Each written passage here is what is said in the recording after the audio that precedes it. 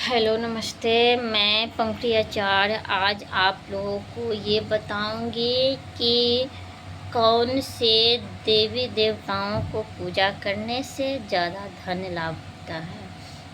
तो मैं आज आप लोगों की बता रही हूँ। वीडियो स्किप मत कीजिएगा, ध्यान से देखिएगा, क्योंकि कलयुग में कल्लू चंडी विनायका सर्वप्रथम कलयुग यानी गणेश गणेश जी को कहते हैं। कलयुग में कलयुग चंडी विनायका, कलयुग में सर्वप्रथम चंडिका के यानी दुर्गा माँ लक्ष्मी या गणेश जी को सर्वप्रथम पूजी जाती है। तो पहले गणेश जी की पूजा करने के बाद माँ दुर्गा के स्मरण कीजिए, भगवान विष्णु की पूजा कीजिए और ध्यान धरिए। इसके बाद किसी भी देवी देवताओं को आप स्मरण करके पूजा पाठ कर सकते हैं। अगर आपको लगे कि ऐसी ज़िंदगी से तो मर जाना ही बेहतर है, तो ऐसी स्थितियों में आप माँ लक्ष्मी की और माँ भगवान विष्णु की अपने हृदय में 24 घंटा स्मरण करते रहिए। ऐसे कहिए कि ऐसे स्मरण कीजिए कि मेरे हृदय में माँ लक्ष्मी और माँ भगवान विष्णु विराजमान हैं। जिस तरह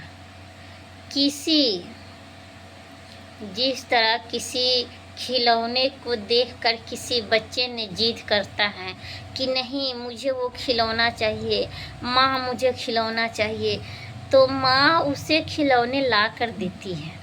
माँ उसे खिलौने ला कर देती हैं और वो उस खिलौने से खेलने लगती हैं। लेकिन जब किसी बच्चे को ये ज़रूरत होता है कि नहीं मुझे माँ चाहिए, तो उस समय दुनिया की कोई भी खिलौना उसके पास रख लीजिए, उनको सिर्फ जुबान पर यही रहेगा कि मुझे मम्मी चाहिए, मुझे मम्मी के पास जाना है, मुझे माँ चाहिए, मुझे माँ के पास जाना है। तो ऐसे स्थिति में आप लोगों को मैं समझाना चाहती हूँ कि ऐसे स्थिति में बच्चे सिर्फ माँ को ही स्मरण करती हैं और ये सोचती है कि मैं दुनिया की सारे चीज़ें को ख़त्म करके मैं सिर्फ माँ के पास जाऊँ। तो इसी तरह ही भगवान हैं। अगर जब जुनून हो जाएगा कि नहीं मुझे माता लक्ष्मी को पाना है, तो आप दुनिया की किसी भी चीज़ को आप साइड कर दोगे। सिर्फ एगो जुनून रहेगा कि नहीं माँ को हमको पाना है। आज जिस दिन माता जगत जननी जगदम्बा ने आपके ही पुकार सुन लिया, समझो कि आपके जीवन की सारी बाधाएं ख़त्म हो गई। इसीलिए आप सभी को ये जुनून रहना चाहिए कि मुझे माँ चाहिए। और जगत जननी जगदम्बा इतनी दयालु है, इतनी करुणामयी हैं कि जिन पर वो कृपा बरसाती हैं, दिल खोल कर बरसाती हैं। इसीलिए जिस तरह किसी बच्चे ने अपनी माँ को पाने के लिए हर हट ठान देता है कि नहीं मुझे माँ चाहिए, उसी तरह अगर आप लोग सिर्फ माँ के स्मरण करोगे, माँ जगत जननी जगदम्बा के स्मरण करोगे, निश्चित है कि माँ आपकी पुकार सुनेगी और आपके जीवन की सारी बाधाएं हैं ख़त्म कर देगी। जिन पे देवी देवताओं के आशीर्वाद होता है उनको पर नहीं किसी ग्रह, नहीं किसी तंत्र मंत्र विद्या किसी की भी असर नहीं होता है। इसीलिए हम सनातनियों को सिर्फ भगवान के स्मरण करनी चाहिए।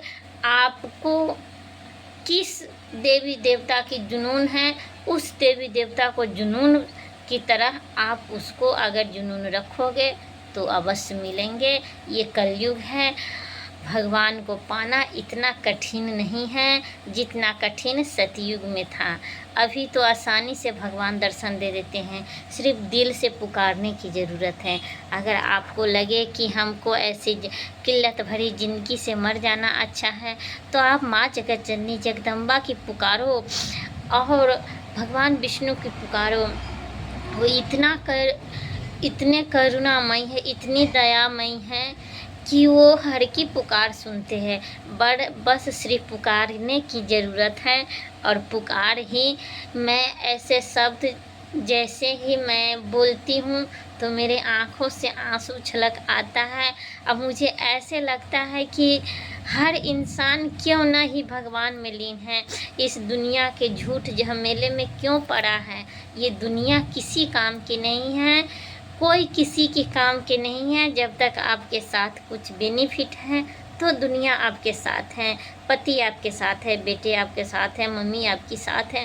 और जिस दिन आपसे वो बेनिफिट ख़त्म हो जाता है वो इंसान साइड हो जाता है। लेकिन एक मेरी माँ है जो बिना किसी भी इच्छा रखे हुए हम लोगों को पुकार सुनती है और हम पर अपना करुणा बरसाती है। आप अपनी माँ की, आप जिस भी देवता को आप चाहते हो उनको पूजो, स्मरण करो, निश्चय ही आप लोगों की कल्याण होगा।